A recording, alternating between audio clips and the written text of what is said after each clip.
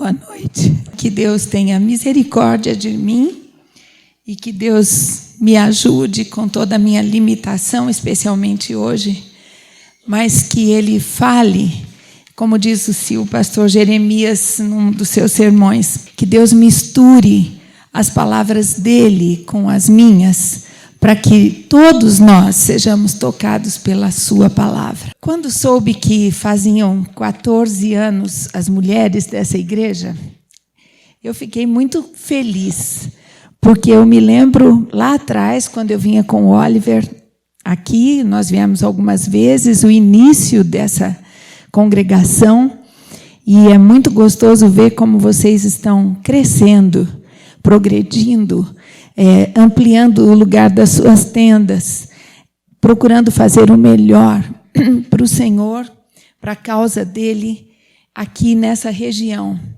É bonito chegar aqui e ver um templo tão bem cuidado, um entorno tão bem cuidado, pessoas dispostas, alegres, vindo louvar ao Senhor na casa dele. E eu quero deixar minha palavra de estímulo às mulheres. Mulheres, vocês podem, devem, precisam fazer muito na causa do Senhor. As mulheres têm dons diferentes dos homens e ambos se completam. Então, nós queremos que vocês sintam que são úteis, mas que não estão sozinhas, né? É tão bom saber que a igreja como um todo, o corpo de Cristo, funciona como uma engrenagem que trabalha para a glória de Deus. Pensando em mulheres, serviço, né, trabalho, me veio à mente duas mulheres do Novo Testamento, que são muito conhecidas de nós, duas irmãs, Marta e Maria. Essas mulheres são de uma pequena família, ou eram, né, de uma pequena família, de 3 irmãos. E alguns comentários bíblicos dizem que Marta era a dona da casa.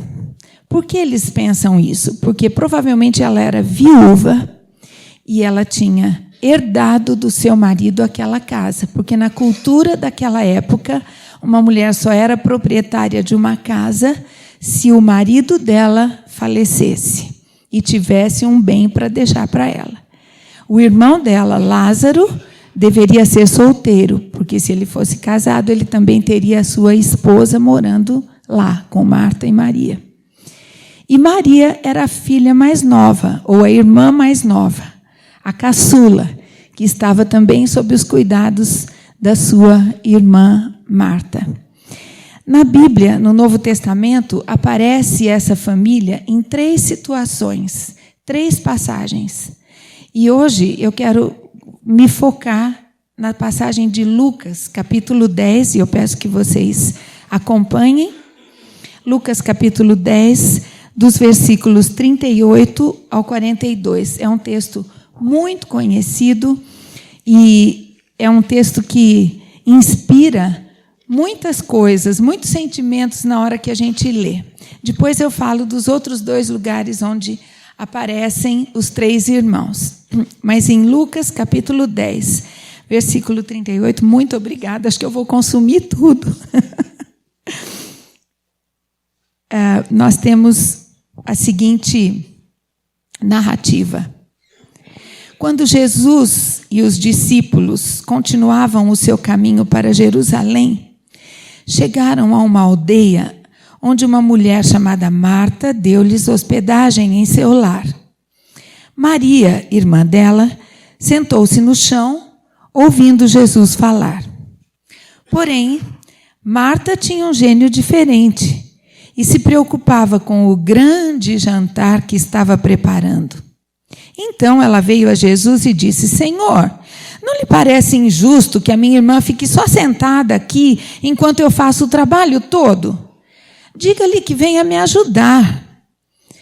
Mas o Senhor lhe disse: Marta, Marta, você se encontra tão preocupada com todos esses serviços caseiros, não é? Mas há realmente apenas uma coisa necessária com que devemos nos preocupar. E Maria descobriu o que é. E ninguém poderá tirar isso dela. Eu li na versão da Bíblia Viva para que nós pudéssemos entrar um pouquinho na história. Então, imaginem a cena. Jesus chegando para passar uma tarde, talvez, na casa de Marta. Jesus andava sozinho nessa ocasião? Não. Ele tinha, no mínimo, mais 12 com ele. Então, mulheres, ponham-se na situação. Marta, tendo que providenciar um super almoço ou jantar para 12 homens e mais Jesus e os da casa dela. Isso requer muita atividade, requer muita logística. Nós, nos dias de hoje, temos a facilidade de mercado, de hortifruti, de carro, de chamar para trazer as coisas para serem feitas naquele almoço, mas naquela época tudo era muito mais difícil. Então, eu não gostaria que a gente pensasse em Marta como a vilã da história. Ah, Marta, essa preocupada, afobada, correndo para lá e para cá, porque ela precisa dar conta do recado, precisa trabalhar bem. Ela não era a vilã da história. Marta estava cumprindo o seu papel de dona da casa, hospitaleira, recebendo com o melhor que ela podia oferecer, Jesus e os seus 12. A preocupação dela era legítima. Ela gostaria de oferecer coisas boas. Ela não ia requentar a comida de ontem, até porque talvez não desse. Ela não iria fazer o favor de colocar uns pãezinhos na mesa e umas bolachinhas murchas e talvez alguma fruta, e estava tudo bem. Ela queria fazer o seu melhor. Então, Marta não é a vilã da situação, como rapidamente a gente pensa. Todas as vezes que alguém nos pergunta, você é Marta ou Maria? A gente já, opa, eu tenho que falar que eu sou Maria. Por quê? Qual é a postura da Maria? Enquanto Marta estava lá correndo, fazendo todas aquelas coisas, Maria veio próxima a Jesus, sentou-se perto dele, talvez ao chão, e ela absorvia ou bebia as palavras que Jesus estava dizendo. Por quê? Porque ela queria crescer no conhecimento da palavra de Deus através da experiência de Jesus na casa dela. Isso é uma coisa errada? Não. Absolutamente não. Mas então, como é que eu vou fazer? O que eu devo escolher ser? Meio Marta, Maria, um pouquinho das duas? O que eu vou fazer? Vamos pensar no perfil de personalidade de cada uma delas. Quem aqui tem irmãs? Mulheres que têm irmãs. Vocês são iguais? Vocês têm o mesmo jeitinho? A mãe pode falar com vocês igual, pode esperar de vocês reações iguais? Não. Ninguém é igual. Nem os homens que têm irmãos e irmãs não são iguais uns aos outros, porque Deus nos fez únicos, diferentes, cada um com suas características. Marta e Maria, a mesma coisa. Marta, uma mulher ativa, mais velha, aquela até proativa, uma mulher que era aquele tipo de mulher que fala, deixa comigo que eu resolvo. Né? Acontecia alguma coisa, deixa comigo que eu resolvo. Quantas de nós somos assim? Muitas. Nós temos de Deus essa capacidade de resolver, de providenciar. Não é assim que nós somos? A gente é assim. E outras pessoas não são assim. Então, Marta era aquela que era proativa, dinâmica, muito líder. Provavelmente, se houvesse uma igreja por lá, ela seria a líder da MCM de lá. porque ela sempre pensava um pouco à frente o que ela tinha que fazer. E Maria? Maria era mais nova, era solteira, e ela era aquela figura serena, tímida, talvez, um pouco reservada, quieta. E, por causa disso, ela não conseguia ser igual à sua irmã. Mas, se a gente usar a imaginação e pensar que, horas antes de Jesus chegar lá, as duas estavam envolvidas no trabalho, provavelmente Maria ajudou bastante sua irmã. Mas, naquela hora, quando Jesus chegou, Maria escolheu sentar-se ao lado dele para ouvi-lo.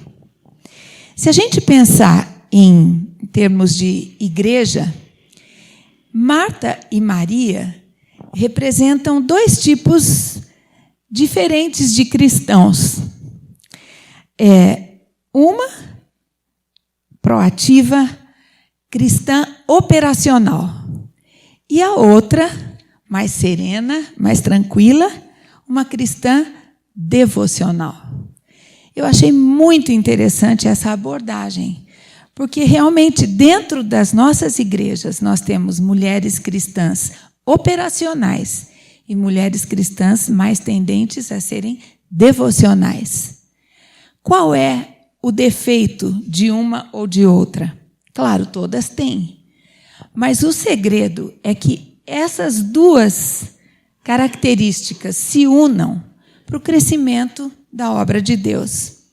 Não há nada de errado, mulheres, em a gente ser operacional, a gente ser proativa, dinâmica, tomar iniciativas. Não há nada de errado com isso.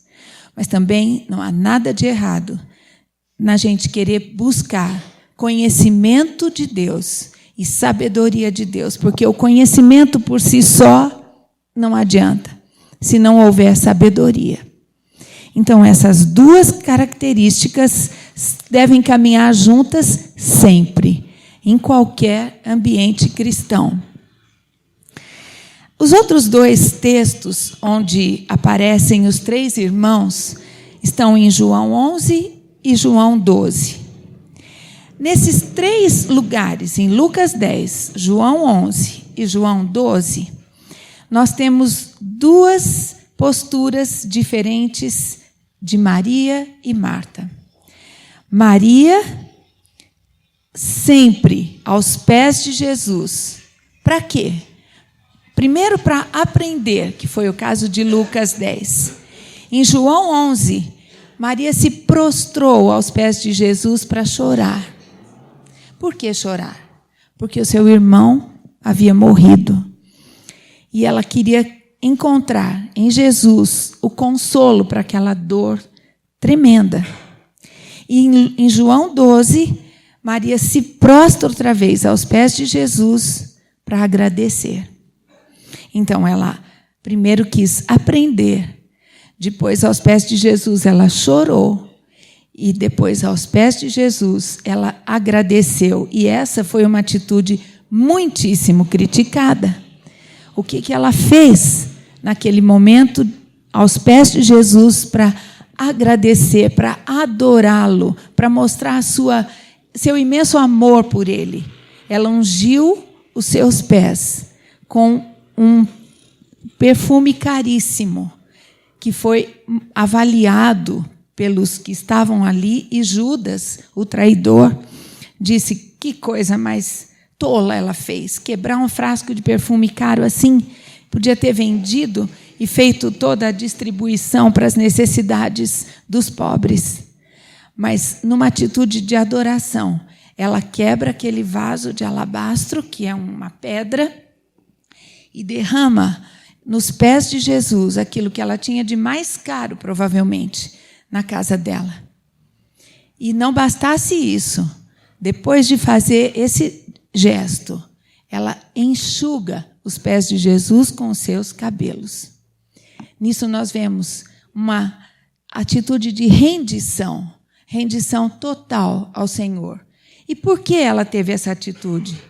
Porque lá atrás, no primeiro encontro, ela sentou-se aos pés de Jesus e começou a aprender dele e com ele. Nessa trajetória de poucos dias, porque foram poucos dias entre o primeiro encontro e o último. Mas nesse tempo, Maria foi suficientemente esclarecida pelo Espírito Santo para reconhecer o poder e o senhorio de Jesus na sua vida. Mas e Marta? Marta também conseguiu aprender isso. As duas eram amadas por Jesus. As duas foram salvas por Jesus. As duas criam e declararam com seus lábios que Jesus era o Filho de Deus, o Rei que viria para salvar os pecadores dos seus pecados. Ambas confessaram Jesus, mas cada uma, do seu jeito, mostrou para Jesus como elas gostariam de ser úteis na causa dele. Marta, desculpa.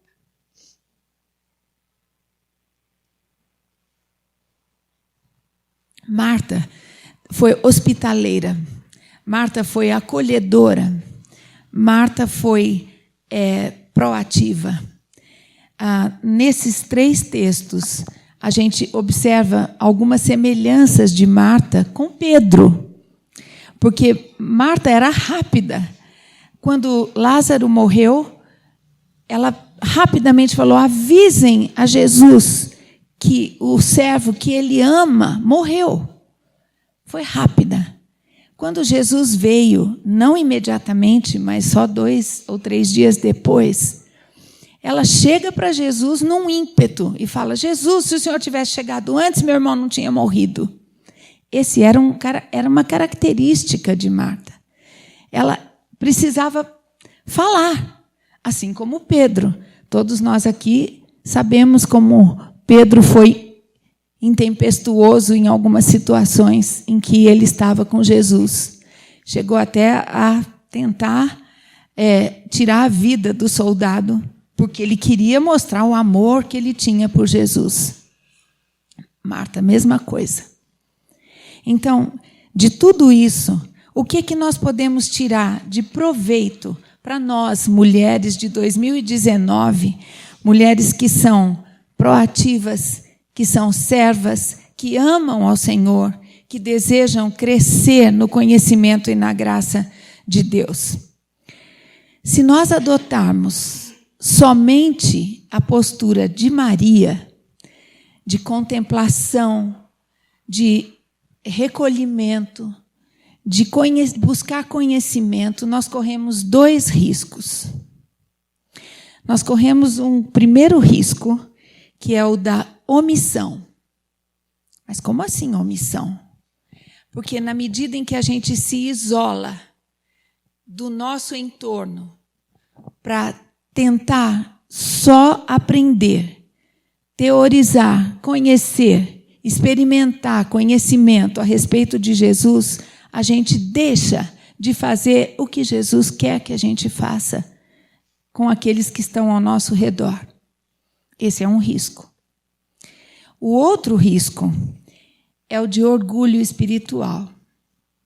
É interessante essa questão do orgulho espiritual, é muito sutil, porque quando a gente quer crescer no conhecimento de Deus, a gente quer aprender do Senhor cada vez mais, a gente corre um sério risco de achar que a gente sabe mais que os outros crentes que estão ao nosso redor e que não se dedicam tanto a esse tipo de conhecimento. Isso é uma realidade. Isso pode acontecer comigo e com você. Na mesma proporção em que você busca conhecer a Deus, em que você busca a sabedoria de Deus, você também pode cair no erro de se achar mais sábia, mais ativa, mais íntima de Deus do que as suas outras companheiras. E isso tem um nome: pecado. E não é difícil da gente cometê-lo. Então, esses são os 2 riscos que a gente corre se adotar somente a postura de Maria. Mas e se a gente adotar somente a postura de Marta? O que vai acontecer? Vai acontecer o seguinte: nós corremos o risco de nos tornarmos ativistas. Sabe aquele tipo de mulheres cristãs que são movidas a eventos, a coisas, a fazer coisas o tempo todo, o tempo todo? Tem que visitar, vou, larga a casa inteira na maior bagunça, está lá na igreja às 14h certinho, a louça do almoço nem foi lavada, nem se preocupou com a janta, mas ela precisa ir visitar. Vai, corre, vai.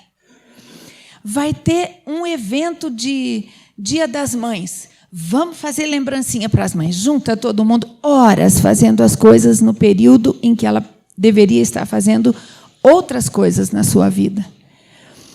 Quando tudo acaba, os eventos acabam, ou quando os eventos deixam de acontecer, sabe o que acontece com as Martas? Elas ficam sem chão, porque elas não sabem ser outra coisa, só ativistas. Elas querem render. Esse é um risco. E outro risco é delas se tornarem murmuradoras. Quando a gente lê aqui o texto, Marta chega para Jesus, o mestre, e fala: Senhor, o senhor não vai fazer nada? Eu estou aqui ralando e a minha irmã está aí sentada aos seus pés. O senhor manda que ela me ajude. Sabe o que acontece com isso? Como Deus conhece a intenção do nosso coração cada vez que a gente faz alguma coisa, e a intenção do coração era de mostrar como eu sou eficiente, Deus não aceita. E aí o que acontece? Se a gente não tem a cooperação, a gente gosta de se vitimizar. Sobra tudo para mim. Vai ter evento? Já até sei, vão me chamar. Porque se não sou eu, quem que vai fazer a coisa andar? E aí, se a coisa não anda, se você não tem a cooperação, então você começa: poxa vida, esse povo está todo aqui, na hora do bem bom vem todo mundo, mas na hora da preparação, dos bastidores, do providenciar, não posso contar com ninguém. E murmura. Duas posições erradas: ativismo e murmuração, para o perfil adotado exclusivamente de Marta. E duas posições erradas para o perfil adotado exclusivamente por Maria: orgulho espiritual e omissão. O que nos resta, então? Nos resta o equilíbrio. A palavra de Deus nos diz que um dos frutos do Espírito Santo é o domínio próprio. Não é assim? Quando você tem do Espírito Santo de Deus o discernimento para fazer as coisas e para ter o seu momento de recolhimento, você consegue o equilíbrio. E aí você pode servir a Deus com a hospitalidade, a proatividade de Marta e com o sentimento autêntico no coração, com a motivação correta de Maria. E isso junto só se transforma numa única coisa: na glória de Deus. Porque tudo que vai ser feito vai redundar para a glória de Deus. Você não vai buscar a sua própria glória, mas você vai se alegrar, porque você fez o seu melhor. E Deus foi glorificado naquela atitude. Então, a minha palavra é essa: que eu e vocês possamos ter do Senhor, do Espírito Santo de Deus que habita no nosso coração, o equilíbrio para caminharmos entre Marta e Maria, fazendo aquilo que nós temos que fazer, porque são as propostas de Deus para as nossas vidas, e que o que formos fazer redunde na glória de Deus, para a honra dele e para a conversão daqueles que, olhando, possam ver o motivo que nos leva a trabalhar. Amém.